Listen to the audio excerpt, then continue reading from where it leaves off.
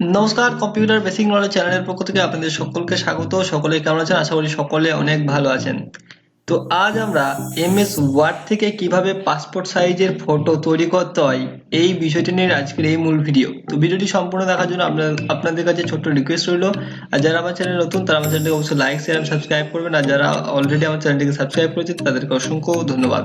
তো চলুন আমরা দেখে নিই যে এই পাসপোর্ট সাইজের ফটোটা এমএস ওয়ার্ড থেকে কিভাবে আমরা তৈরি করব।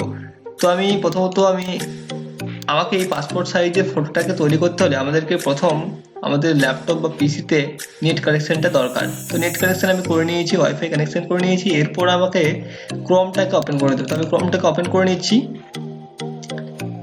তো ক্রোমটাকে ওপেন করে নেওয়ার পর এখানে আমাকে সার্চ করতে হবে।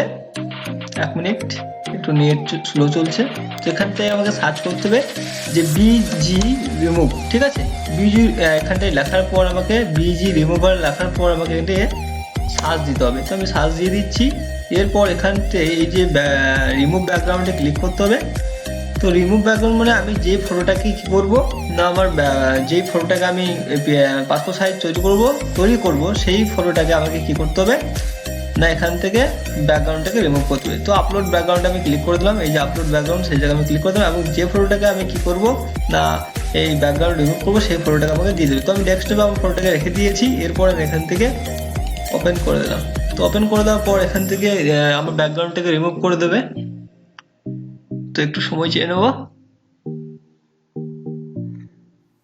তো দেখতে পাচ্ছি যে আমার ব্যাকগ্রাউন্ডটা কিন্তু কি হয়েছে না, রিমুভ হয়ে গেছে। এরপরে ব্যাকগ্রাউন্ডের কালারটাকে আমি কিভাবে দেবো? তো এই যে এডিট রয়েছে, এডিটে ক্লিক করতে হবে আমাকে।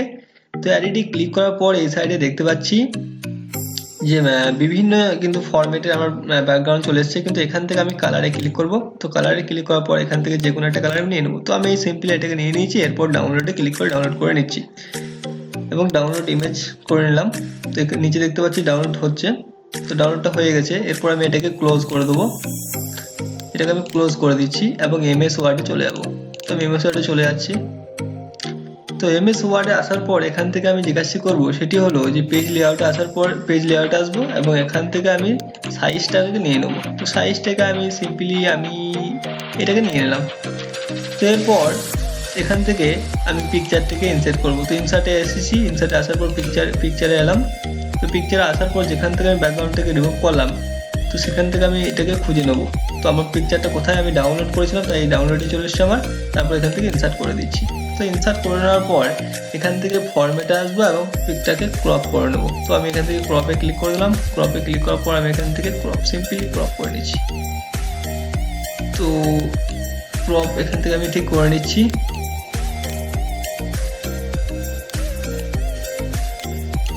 তো আমার ফটোটা কিন্তু ক্রপ হয়ে গেছে। এরপর আমি সাইজটাকে একটু কমিয়ে নিচ্ছি, মানে যার যেরকম সাইজ প্রয়োজন সে সেরকম নিয়ে নেবেন। তো আমি সাইজটাকে নিয়ে নিয়েছি। এরপর পিকটাকে আমি একটা সিলেক্ট করে তারপরে ফরম্যাটে আসার পর এখান থেকে আমি একটা বর্ডার দেবো। তো বর্ডার দিয়ে আমি ব্ল্যাকে এলাম। তো বর্ডারটা যদি এই যে বর্ডার দিলাম, এরপর এই বর্ডারটাকে যদি একটু মোটা করতে চাই তাহলে আবার ফরম্যাটে আসতে হবে পিকচার বর্ডারে এবং এখান থেকে ওয়াইটে ক্লিক করতে হবে। ওয়াইটে ক্লিক করার পর বিভিন্ন কিন্তু ফরম্যাট আমাদের সামনে চলে এসেছে। এখান থেকে যে কোনোটাকে নিলাম। আমি সিম্পলি এটাকে নিয়েছি। এরপর আমি এখান থেকে একটা ফটো আমি তৈরি করে নিয়েছি।